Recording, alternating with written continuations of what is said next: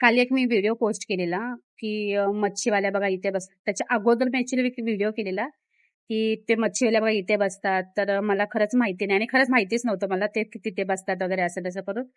तर मग खूप लोकांनी पहिल्या व्हिडिओमध्ये मला कमेंट केलेले, की "ताई ह्या मच्छीवाल्या कुठे बसतात? कुठे असतो? काय?" वगैरे असं तसं. मग त्याच्यामुळे मी काल परत तो व्हिडिओ मी केलेला, कारण की मी 1 नंबर प्लॅटफॉर्मला उतरले होते. तर सबवेच्या बाहेर पडल्याच्या नंतर त्या साईडला गणपतीच्या मंदिराच्या साईडला पुढे गेला ना, तर तिथे मच्छीवाले वगैरे बसतात म्हणून.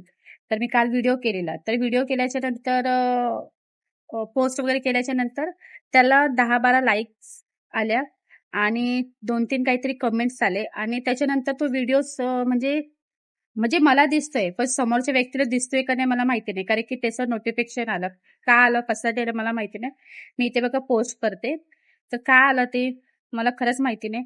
कारण की ते सांगतात की तुम्ही गाणं वगैरे काय लावलंय किंवा दुसऱ्यांचा व्हिडिओ चोरलाय. आणि दुसऱ्यांचा व्हिडिओ मी का चोरू? आणि गाणं तर लावलंच नाहीये मी. तर मला व्हिडिओ दिसतोय, पण मी दुसऱ्यांचे तर हे दादा आहेत, त्याच्या मोबाईलवर बघितला तो व्हिडिओ त्याच्यामध्ये दिसत नाही. माझ्या मिस्टरांचा पण काल मी व्हिडिओ म्हणजे मोबाईल चेक केला त्याच्यामध्ये पण त्यांच्या ह्याच्यामध्ये पण व्हिडिओ दिसत नाही. पण असं का, कसं ते मला काही कळत नाहीये. तर ते लोकं बोलतात, की "हां, मी दुसऱ्यांचा व्हिडिओ कशाला चोरू?"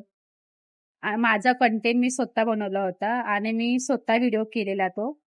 तर आता तुम्ही सांगा मला काही खरंच कळत नाही हे का आलं म्हणून?